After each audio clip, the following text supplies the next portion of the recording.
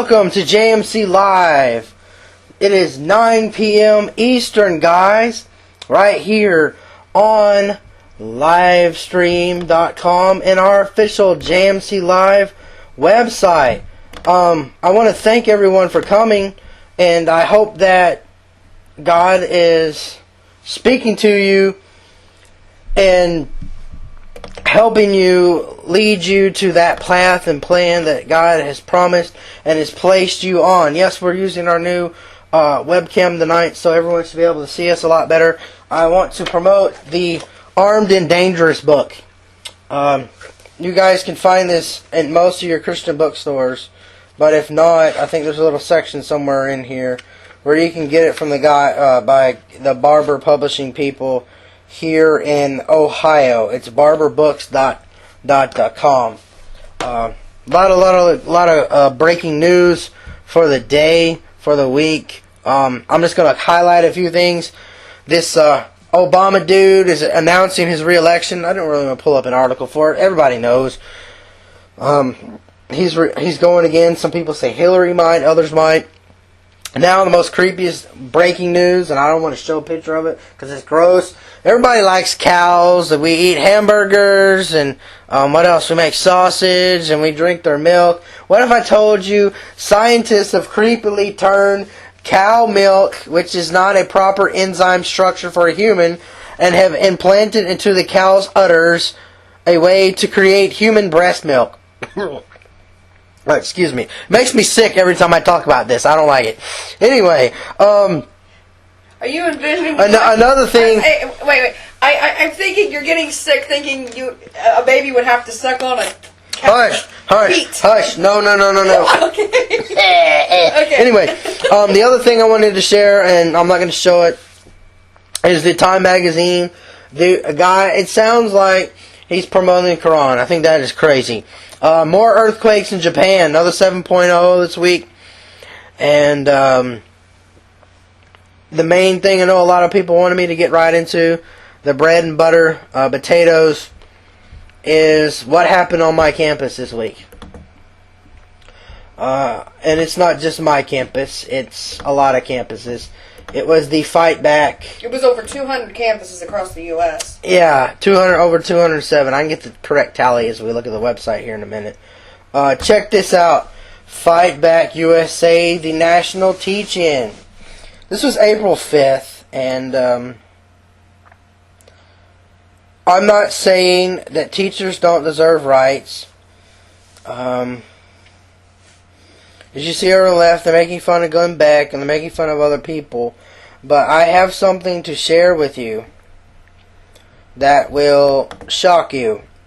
On the right side of that article, and I'm pulling up the whole thing here so you can see it. There is a PDF file, and here it is. We're going to go 2D. It is the Fight Back Teach USA Teach-In PDF How to Do list, as I call it. There are various dates. It is now the 9th of April. On the 12th, they're going to go on a global day of action against military spending. The 18th, corporate tax accountability. 9th through 13th, week of actions in New York City. And then down here in the middle, this is something Glenn Beck talked about on his show. And I have it highlighted right here in the chat. Check this out. May protests organized at bank shareholder meetings. May 3rd, Wells Fargo, San Francisco. May 17th, JP Morgan Chase. Now, I'm not sharing this because I want everybody to go. I'm sharing this because everybody told me and told Glenn Beck and told all these other people, oh, this is not going to happen. They're not going to do that. We're a bunch of crazy dudes. Even though he had footage from a powwow meeting that said we are going to try to create a shutdown of all the banks. So, and they said, and these people were in this meeting, and it was recorded, and they said, this is what we're going to do. We're going to get people to protest the banks and try to get all the banks shut down. We're going to try to get people not to refuse to pay their mortgages. And people were kind of saying, Glenn Beck's crazy. He's just being an extremist. Yep. He's thinking, this isn't happening. There's the calendar. It's showing right there. They're planning to do it. They've got it marked on this calendar.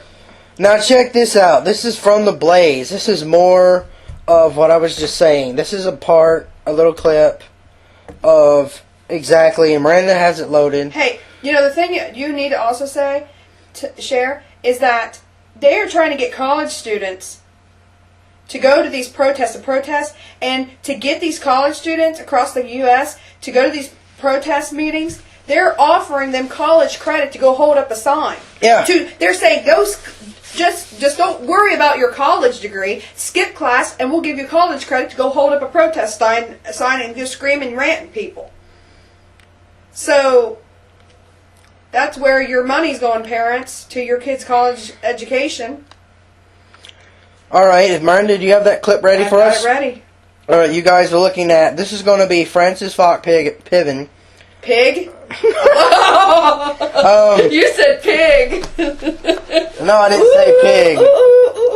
So I said she's Piven. Francis Fox Pig Piven. No, I didn't say that, Miranda. Yes, you said pig. No. That's a blooper right there. That's a good one. Anyway. Play the clip. Roll the clip. Roll that beautiful bean footage. Okay. This time we face a very powerful and determined opposition. Don't mistake this corporate mobilization that we have just begun to talk about this afternoon. They are insistent, they are greedy, they don't care about the future because they're planning to live in Abu Dhabi. Do they have children? I don't think so. Now we're going to hear Steve Lerner. There was a Fight Back Teaching Organizing Committee that met constantly through conference calls. You know that free conference call service? Teresa Chang, United Students Against Sweatshops. Lisa Fippian, United for Peace and Justice. Alan Hunter. Christine Kelly from William Patterson University. Steve Lerner. Lori Minetti. Bob Ostertag. And Gianno Schaefer from SEIU. Steve Lerner, SEIU Economic Terrorism Playbook. This is what's coming up. Why don't you walk around the country think about who would be a really good company to hit? It's not a David James from Morgan Stanley. I don't want to go into details because I don't know which they in the room. Then we're going to go to week of facilities mediums, direct action, all over the city. They roll into the JP Morgan shareholder meeting, which they're taking out of New York because they were afraid against Columbus. Where there's going to be a 10-state mobilization to try to shut down that meeting. And then looking at bank shareholder meetings around the country and trying to create some moments like Madison, except where we're on offense instead of defense, where we have brave and heroic battles challenging the power of the giant corporations that we hope will sort of inspire a much bigger movement about redistributing wealth and power in the country. Activists recruiting college kids to participate in Stephen Lerner economic terrorism. And what was that doing in Wisconsin? Wait a minute, let me go back to this. Because, the clip you just heard was the little powwow meeting that Steve Lerner and his little group had about how they're going to start these protests and stuff at the banks, and how he was like, well, let me tell you something else. And so the woman speaking at the beginning, this was what college students at Jeremy's college were listening to, and now they're getting ready to hear, what you're about to hear is the activists recruiting college kids to participate in Steve Lerner economic terrorism plan Fight Back USA National Teach-In April 5th, 2011. This is a group of people that are speaking, telling college students they need to stand up and they need to protest. Now remember, at Jeremy's college, one of the professors was offering to give college credit if they would skip class and go protest. Actually, what I'm going to do, one of the things you're going to find out also, and I'm going to share with you guys. Do you want me to finish the clip? Yeah, finish the clip. In the chat room, I'm not going to say who, but you're getting the exclusive on Facebook quote from professor at Ohio University. Yeah. You know, folks, back in the day, there was such a thing as bucking the system. Back then, people thought, screw your class, disobey the rules. You dig? This is a professor. This is an actual quote from the Facebook event at my campus On April 5th. on April 5th. Yeah. You're also going to see in the chat how he says regular scheduled class would be at 3. Anyone can join us. And you will get offered extra credit to any of his students, to anyone who can come. Mm-hmm. Right here. So now we're going to hear these people speaking. The activists recruiting college kids to participate in the Stephen Lerner Economic Terrorism Plan, Fight Back USA, National Teach-In, April 5th, 2011. Let's finish this clip. Students and workers are doing it in Wisconsin and in every other state where corporate greed and profit trumps the will of the people. And you at home watching this in your organizations, your schools, if you haven't done already, get off your asses. You could do this. You could organize your neighborhoods. You could change your community. Can you dig it? Can you dig it? Alright, it gets pretty vulgar after that, so I decided to turn it So off. this is what college kids skip class for on April 5th at Jeremy's College and 200 and some other colleges across the U.S. to hear this guy say, get off your booty, because I'm not going to say what he said, but he said, get off your booty and let's go protest. And basically what they're wanting to protest is that bill that limits the bargaining rights to union workers. Here's the thing. This is the special thanks.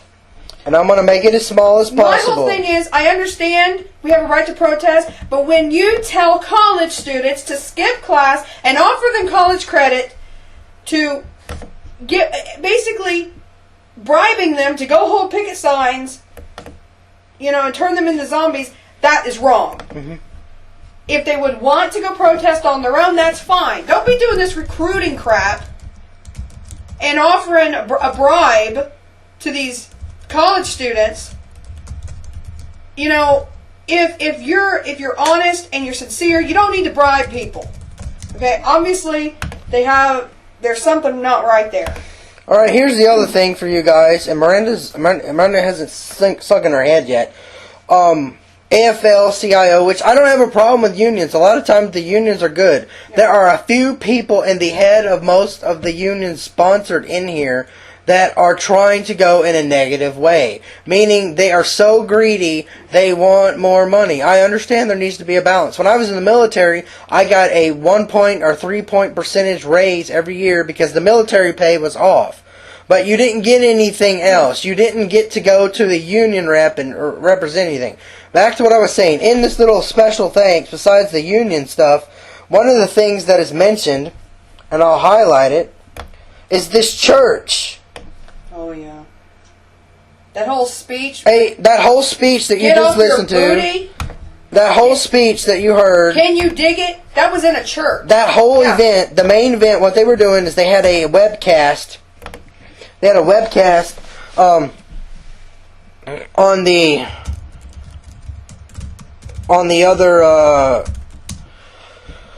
other side for the 207 other campuses that were trying to do this event. So what they ended up doing is they held this in a church. Yeah. If I was to decide to go to one of the churches here, Methodist, Baptist, Pentecostal, whatever, and wanted to do JMC Live, I guarantee the ACLU would be over me and find me and shut down the church, or try to. The crazy part is about this, is it's backed by those that are in power. So it doesn't matter, according to them. It just doesn't matter. We'll just just be who we are and deal with whatever happens, and it doesn't matter. That is what is crazy. That is... Why are we letting this go on in churches? Why, if there's supposed to be a separation of church and state, then why are we letting swearing and cursing and communism, socialism, all this craziness into the church? Yep, I don't know. I mean, this is ridiculous. Yep, it is nuts. So, what are we doing about it? A lot of people ask me, well, we're hosting events now to try and educate people on why it is good, because I understand. I have friends that have been hit by layoffs and hit by tax cuts and all sorts of things like that. And there needs to be a balance. There needs to be an understanding, and you have to be careful with it. What is wrong is that these people are bribing college students to skip class, basically, and say, well, you don't have to come to class because we're going to give you a college credit if you come hold up this sign and come protest. We're going to give... They're not learning anything. They're just holding up a sign and they're screaming. And, sometimes obscenities to people. We do not need to be bribing our future generation with a free ride through life just so we can get them, basically brainwashed into doing what they want. That's wrong. There needs to be a line drawn. Like I said, I understand we have the right to go out and protest. We have a right to be angry about things like that. I understand that. I'm not for completely or against completely this whole bill that's passed in Ohio and been trying to be passed in Wisconsin. I'm not totally for it. I'm in the middle because I understand both sides. But you do not go and bribe our future generation by telling them to skip school. Okay. That's what it comes down to. That's how we're going to end that for now. What we're going to do, we're going to come back to that later as per what we're going to do about changing this. Because I understand both sides need to have a say, because I understand, we don't need to allow unions to be completely stripped of everything. That's insane. But if your biggest supporters are people that, speaking about destroying banks and things, that's creepy. Yeah. So let's go to another good topic. I remember when I was in high school and something like this happened. I've told you before, I've had Bible literature class, and here is an actual statement of it. Biblical studies offered to junior high students. I wasn't this lucky. And this is even in California, in the Chino Valley Unified School District. I finally found a good article out of California. Aren't you happy? Yeah, I'm shocked that God is actually... But I'm waiting for somebody to pitch a fit. Oh yeah, I'm shocked. The other thing, we're not going to play the clip, but a lot of people are wanting to know who this Soul Surfer chick is, and what's this movie about? It's this really hot girl, blah blah blah. But what it is about this girl, and I don't know if you can see in the clip. A shark bit off her arm. Okay, shark bit off her arm. And no more arm. Okay, no more arm. And bit off her arm all the way to her shoulder. Or I guess all the way to her shoulder, or maybe it was bad, so she has no more arms. So I'm in the clip right now. And she relearns how to balance herself with just the one arm, bending it the right way to maintain the balance. And she learns to not only surf again like that, but I think wins a competition or something. Yeah, she wins. She's a competitive and she's really surfer, good. And she's also a Christian, folks. How about that? Christian, which is pretty cool. One of Dennis Quaid is playing in it, starring in it, and so is Carrie Underwood. She's making her film debut, and it's kind of weird, but she's playing. Carrie Underwood is playing the chick that got her arm cut off or bit off. Carrie Underwood is playing her youth pastor. Yeah, that's awesome. So Carrie Underwood's first film role is a positive, encouraging, uplifting, inspiring role. Here's something else, guys. That isn't happening today in Hollywood. Not many young women are doing this.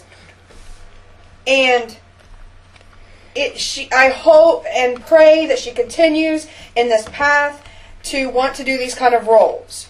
Mm-hmm. Because young women today and young girls today need that kind of role model. Though she may not make a lot of money, not get a lot of publicity, but it would be essential to the foundation of some of these young women's faith to see her a public figure taking that stand and taking on that kind of role. Oh yeah. Now to another news. This is creepy. For those of you, how do you feel comfortable having a wall urinal, no wall, or maybe if you do, and there's a toilet, the man's using the urinal and the girl's using the bathroom. This is coming to Montgomery County, what is that, Maryland? They're wanting to make all bathrooms and locker rooms co-ed to go along with the state's HB 235 sexual orientation, gender identity. These guys have created the NotMyShower.com website, which thinks not funny. In protest of this bill. They're like, nuh-uh, this is not. I mean, I know in the military and even in schools, you have a general shower head. It's this big pole with like 6 heads around the edge. And if you're in the sporting community, the men just took showers in the same place and women did.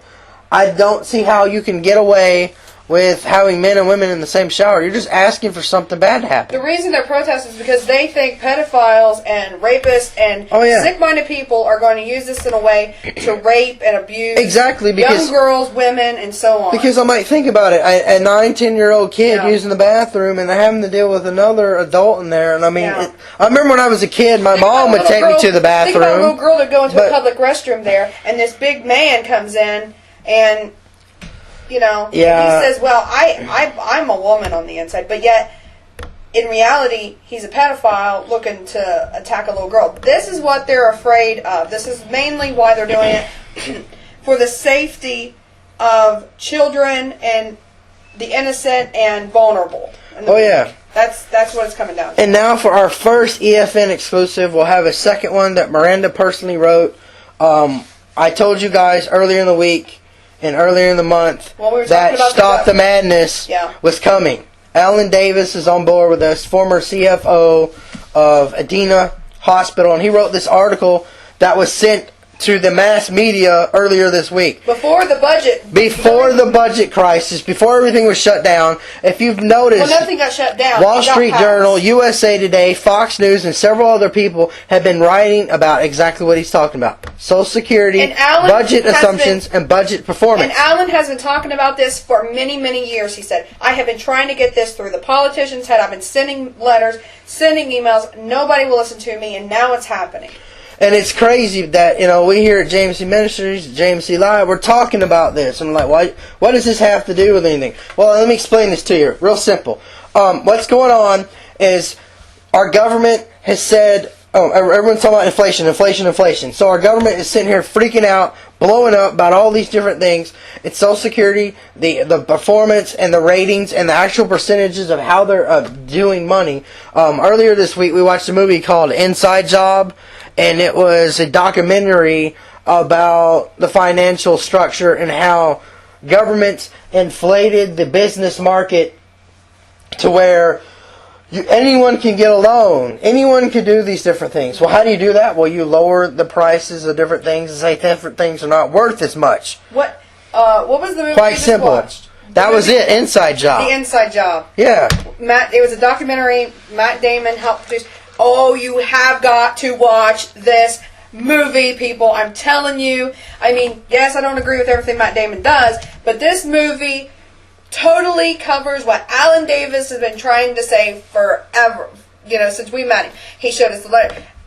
He's been trying to call this out since the late 90s, trying to get people to wake up. And then this movie we just watched, The Inside Job, it totally covers it. And boy, they really got in the trenches, and they really confronted people, and they got yelled at by a lot of these big. They went and talked to Barney Frank. People. They went and talked to all these big guys. I mean, I kid you not. And they were talking about, why did you lower the markets? Good example is when you get a credit card, you have a credit rating. Well, they changed how credit ratings existed, and how a smaller business was not responsible on their own for buying you a house. They ended up, what happened is it was kind of like a chain. It'd be like, my body went to this body, then it went to this body. So you had all these different bodies involved, so then if I fell out of the thing, these two people could cover it. Instead of being responsible, you kept passing the debt along. Yeah. It stimulated the market. People were buying stuff. Things were happening. It was good in the short term, but it's bad in the long term because people couldn't pay, and they still can't pay. And this all happened because of greed. These big businesses, these big corporate people, these big banks, they were all greedy. And that's what it comes down to. Greed is what it caused the economic collapse in America. Greed, number one thing. Yeah, I mean, you got to watch this movie, people. I mean, if you don't watch any other film this year about any other documentary, you've got to watch this because it is a big eye opener. We didn't even know about it. Jeremy just got a free rental at the Redbox machine and said, "Hey, I think this might be a good movie we want to watch." I said, "We have to get this movie. We've got to share it." you know, we got to let people know this was made just a couple years ago too. So yeah, and it's insane. It's and insane. It's not one of those what's his name, Michael Moore things. No, they actually go to Barney Frank. They actually go to J.P. Morgan Chase. They go to Barney Madoff. They go to the people who are in power. Yeah. And they ask them questions, and then you actually see the figures, and you see what worked, and they talk about frauds and Ponzi scams, and they pretty much said the reason why the financial crisis happened was because this was technically like a major Ponzi scam. But because the regulations were changed... nothing was regulated. Yeah. Who was that guy? That one guy shut it all down in Congress and the Senate. He shut it all down and said, we're not going to regulate anything. Let them do whatever they want. Because he was in on it. I can't remember his name now, but he's a douchebag. But yeah, sorry, I said douchebag, but he was. I mean, you got to be careful though, but because that's why we're sharing what Alan Davis shared a week before, while this whole budget crisis is going on, because this is what he's been talking about for a long time, and he shared this with us. He said, I want to share this with you so you could share this with your audience. And then just so happened we found the Inside Job documentary movie, and we were like, wow, we have to totally blow this up. And yeah, I'm done talking now. Alright, well, we're going to actually take a break here, guys. And when we return, what we have in store when we return, well, I'll tell you real quick. We're going to talk about the death that was remembered here in Ohio, Chillicothe. We're going to talk about the division in the church, more about tithing, and we're going to even share about how a 109-year-old woman celebrated her birthday. All that next is coming up on JMC Live. Welcome back to JMC Live, guys. I said at the break, we were going to talk about a few things here. I'm going to start with the church. Transition. A lot of people are like, whoa, whoa, whoa, you went from what to what? I'm like, yeah, I'm talking about the church now. This is kind of connected. This is about finances, too. It's kind of a theme tonight, finances. We didn't plan it that way. No, not really. This kind of happened. Here we go. Division in the church, and I talked about this last week. This is 42% believe the Bible requires tithing, while 58% do not. And this is from CNN Money, where I found this. There's been a lot of divisions in the church on several different things. Tithing, baptizing, how to dress. But this amount of number, you want to know why so many people are on food stamps and so many people are on government assistance? It's not just because those that are sick, that are physically ill. I'm talking about like a mom with like 5 kids that's not ill, who's working but can't feed that many mouths. I'm talking about the church. 58% of you out there listening to me right now don't give money to anyone but yourselves.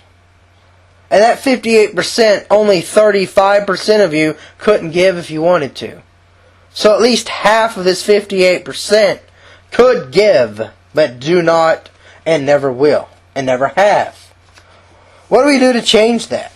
How do we get people to want to give or want to actually move forward? This is giving me an idea too. I'm wanting to do one of these. Yeah. I wonder if we could. You guys are kind of wondering what I'm doing. You'll find out here in a minute. But there's an amazing find we found. What do you do about tithing?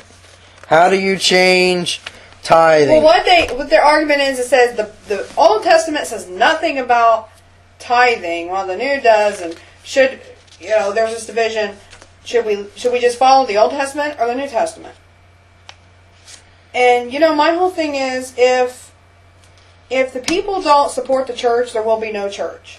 If we don't support each other and give to each other, and basically, when you give your tithe, you're helping your community. You're helping your brothers and sisters in Christ. It isn't just you're keeping up a building, per se. You are making it where if somebody comes in and needs a warm coat, the church will be able, the body of Christ will be able to have those funds to give a person a coat, to give somebody some food. I mean, that's what it was. That's what tithe is really for. It's so that the church could continue to help the community. And if the community, if the people up in the church don't give the 10% at the least, how will we be able to continue the work of the Lord? How will we continue generations down the road to keep the church going? Many churches are dying because people aren't giving. They're shutting their doors. They're filing for bankruptcy. Some because they didn't handle their money right. Some because they can't get people to come. Mm-hmm. And there are good, like I said, there are good churches and there's bad churches. You have to pray about who you give and pray for the Spirit to lead you on how much to give and who to give it to. You do not want to cast your pearls before swine, because they'll just gobble them up and tear it to bits. We have to be careful with our finances that the Lord allows us to have, so that we can bless others. And I think that's the main thing. Tithing is required if we want to continue the work of the Lord and fulfill the Great Commission. If you don't want to fulfill the Great Commission and be a Christian and continue the work of the Lord, then why are you going to church? You got a point. I'm just saying. I'm not going to sugarcoat it. I'm just saying. People need to stop playing church. Mm-hmm. Either you're going for selfish reasons, or you're going for the right reasons. There's no in between. And, I'm going to talk about this. I'm going to go there. I'm going to talk about the post I saw on my a former Facebook friend now, because I hit the unlike button because I didn't want to deal with that anymore. A professing Christian who was a friend of mine on Facebook posted a video that started with the F word. And so that he thought that it was okay to post this video with the F word in it, he just bleeped out the other 3 letters in it. Mm-hmm. Okay? And he left the F on it to justify why he posted. This video had nothing to do with God. It had nothing. It was not encouraging, in my opinion, and he said this video does have crude language. But he didn't even put parental guidance. Even CDs have parental guidance on it when there's explicit language, but this guy just said, it's just got crude language. And he's a professing Christian, and you're going to post this stuff? I said I was very upset. I was not encouraged. I'm tired. If you are a professing Christian, do not, either you are on one side of the fence or the other. You can't straddle that fence, because sooner or later you're going to get splinters in your butt. And that's what it comes down to. We got to stop riding the fence, and we have to make a choice. With God, there is no in between. Mm-hmm. You're right about that. Because if you keep riding the fence, you're going to get splinters in your butt. Yeah, people. And who's going to want to pull splinters out of your hide? People are really strange. It's crazy. Yeah. I know if my aunt if she was listening tonight, my Aunt Ramona, so she'd be freaking out. We're gonna go somewhere real quick. Good news. We just picked this up. Bible Cross America. Biggest Bible we've ever bought. Well, a lot of people probably wonder what this is. They've been talking about this for a while. This came out in 2009. This came out in 2009. Yeah. We just picked up a copy. You're looking in the website, Bible Cross America. The world's first and only handwritten copy of the NIV. Now, I know people are going to stop me in my tracks and say, NIV, didn't we just celebrate 400 years of the King James Bible? Yes, we did. And in fact, if you go to Walmart, there is a King James Bible documentary/movie for about $15 you can buy. And we bought it. And if you want an original text print, an King James Bible copy anniversary, there's a small little King James and actually written with the whole medieval style. You can do that. $5. $5. $5 at Walmart. Yes, we're gonna go pick one up, and we'll talk about it and show you on the next show. But I wanted to show you this first because we're celebrating the Bible. I wanted to start with this because I thought this is more interesting. So it's this big book, right? Big book, pretty thick, leather-bound book. It's like, wow, that's pretty big.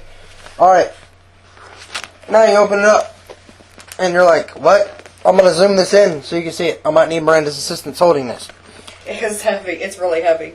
Do you see this, guys? It's That's not a font. That is handwritten. Handwritten, and I'm hurting my wrist. Across America, people. Bible across America. Yeah, thousands of people across the U.S. Now I'm going to tell you exactly what it is. They wrote a verse. Here it is. It's right here in the book. I'll tell you. There was chosen thousands of people, and each person wrote a single verse of the Bible. Children, some of our military men and women did this. Colleges, churches. All right, the Bible Across America RV made 104 stops in 90 cities and 40 states, logging 22,579 miles. It did not go to all the states, but got contributors from all 50 states. Over 4,400 pages of 11 by 17 were created. 1,116 electronic pens went through. Each manuscript measures at least 10 inches thick. The originals. So the originals were actually figuring it. Yeah. Could you imagine 10 inches? That was like way up here. That's almost a foot. And they just chose different ones. That's a lot. And you know, there was one in there. It was in Genesis. I just opened up, and you could tell a little child had written that verse. Oh yeah. And it was so awesome. Like right here, old and young, rich 2 and poor. Samuel 24, and I don't know if you guys can see it. You can tell a little kid wrote this right here. One verse right underneath my finger. Others you can tell women wrote, because you know women are really nice, but think about it. Women are really nice. And the writing. Okay. You can tell women are really nice. Well, you just said women are really nice. Here, take this. It's too heavy. Women are really nice. I don't need it. So, this Bible at a regular retail store cost $100. We found this at a discount store, and there was dozens and dozens, I will say that, of these Bibles, and they were only $30. $30 at a discount store. Originally $100. This Bible was $100. We got it at it wasn't really a thrift store. It was a discount store. On the after show, those in the chat, you see this devotional book for those that are married. We're giving this away on the after show in 20 minutes. Back to what's going on. I told you. Can you imagine living to be 109 years of age? What would you do if you were 109 years of age and you could still drive your car and see and not wreck it? You could still put on your panties and you're not wearing Depends. You could still walk. Well, what if I told you you could throw a baseball pitch? Great Lakes, Michigan, 109-year-old resident Violet Smith. Not Violet, but Violet. Threw her first baseball pitch on her birthday. It was the first pitch of the season. Yeah. Could you imagine that? 109 years of age and you throw... Wow. Man, I love baseball. Softball. If I lived to be 109, that'd be the only reason I want to live that long. Now, I'm going to ask Miranda, are you ready? Do you have your article up? I can get it right now. All right. Well, we're transitioning to Miranda's... what she's got going. You know what? When you said, what would you think if you lived to be 109? I'd be thinking, Lord, take me now, because I don't want to live any longer. I'd be like, I'm ready to go home. 109 years of this. Yeah, that's crazy, folks. Could you live to be 109 years of age? No, the question is, would you want to live to be 109? What? Want to be 109? You know, my great-grandmother at the age of 88, she was praying, Lord, take me. She'd gone through a lot in her life. She had buried almost all of her children, except for my grandfather. She had buried all of her brothers and sisters, but one. She had buried her parents. She had buried aunts and uncles. She had buried in-laws. I mean, she had buried everybody, basically. She buried 2 husbands. And to live, she was like, I'm tired. That was the main thing. She said, I'm tired. You get tired. You get tired of the treading and, day after day. And you want rest. And, oh, yeah. And, my great-grandmother lived to be 89 years old. And I thank God for her. She was so inspiring to me. She played guitar. She sang. All the way until she passed away. And she lived a full life. Mm-hmm. She truly lived a full life. And she finished her journey. But obviously, Miss Violet Smith, the Lord's got something more for her to do. So today was a very sad day here in Chillicothe. Today in Chillicothe, a soldier was brought home to be buried. He was. I'm going to read you. I'm just going to read verbatim my article I wrote, and because it was very heart-wrenching. We paid our respects. We stood along the procession line right outside of our house here. We live right along where they did the procession. And I'm going to share you my perspective on this day as we watched his body be brought through his hometown of Chillicothe one last time. Saturday, April 9, 2011, was the day the war in Afghanistan left a permanent imprint on the city of Chillicothe, Ohio. Today, one of Chillicothe's own, Army Staff Sergeant Joshua Geyer, was brought home to be laid to rest. On March 23, 2011, Chillicothe, Ohio resident and Huntington High School 2000 graduate Staff Sergeant Joshua Geyer paid the ultimate price for his country. While serving in Afghanistan, Geyer's battalion was attacked by enemy forces in the Logar province of Afghanistan. Today, Staff Sergeant Josh Geyer was brought home one last time. As the procession came through Chillicothe, my husband Jeremy and I stood along Western Avenue, just outside our home, and paid our respects. From the moment I heard and saw the first police car sounding its sirens, tears began to flow down my face, and as the police cars and motorcyclists passed with American flags streaming behind them, you just knew this city was permanently scarred by the effects of the war on terror that has been raging for 10 years now. Near the end of the procession, you see the hearse carrying the body of Staff Sergeant Josh Geyer coming. My husband, being a veteran of the U.S. Coast Guard, stood in salute, and I watched as the hearse slowly drove past. You could see the American flag draped over the casket, and then the limousine that carried Staff Sergeant Josh Geyer's family towards the funeral home. How do you find the words to express the sorrow and pain a family must feel in the face of losing a son, father, and husband? It can only be described through the tears that are shed for those who pay the ultimate price for freedom's call. Tuesday, April 12, 2011, will be the funeral memorial service for Staff Sergeant Josh Geyer at Huntington High School. After that, his body will be taken to Arlington Cemetery to be buried on Friday, April 15, 2011, where another cross will be placed along with the thousands of others in remembrance that freedom isn't free. May we never forget that our freedoms are preserved only through the sacrifices of others like Josh Geyer. For without their bravery, we would not be able to call our country the home of the free. And at the end, I shared a quote from a man I do not know. He must be of some importance, but it was a profound quote that I wanted to share. From the bitter, cold winter at Valley Forge to the mountains of Afghanistan and the deserts of Iraq, our soldiers have courageously answered when called, gone where ordered, and defended our nation with honor. Your thoughts now, Miranda. No, you don't know. I don't know why I'm saying you know. You know. Yeah, you know. Bad. But Jeremy knows. As I was standing there and watching the procession come through, I just was bawling.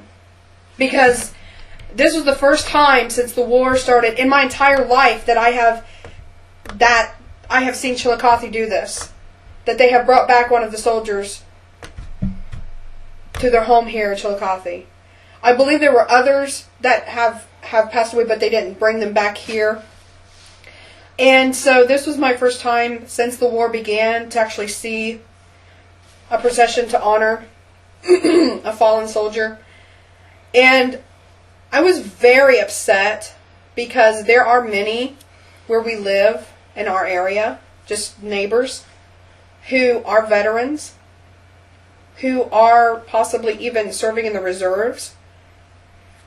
Many people just right in on Western Avenue where they passed by, and we were the only ones in our section who was standing there to pay our respects.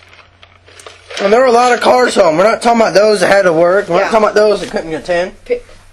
What is more important than honoring those who are fighting so that you could sit in your house and not care? Mm-hmm. So that you have the freedom to sit in your house and rest your head at night and not have to worry that somebody's going to come blow you up.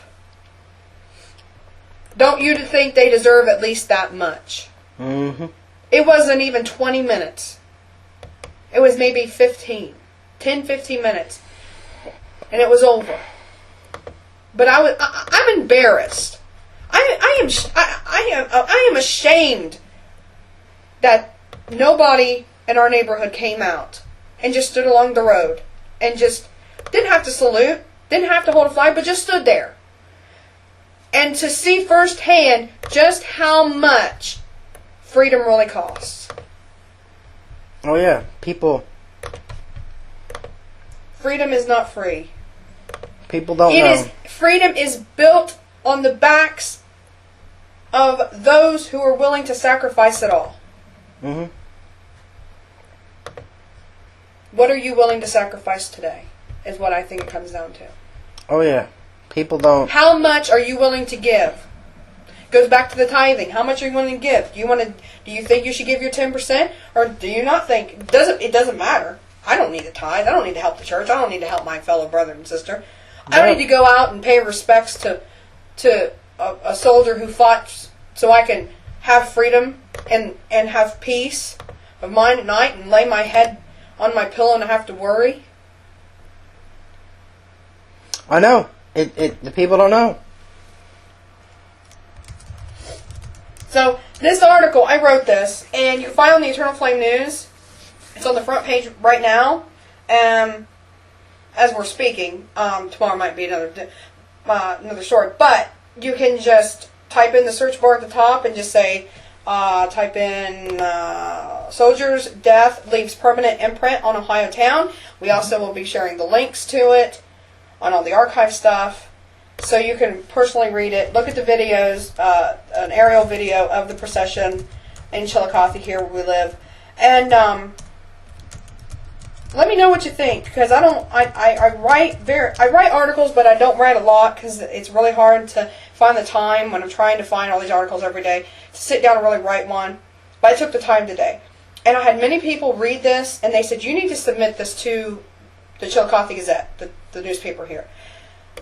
I was really nervous, but I went ahead and submitted it. I said I have an article that I wrote about Staff Sergeant Joshua Geyer.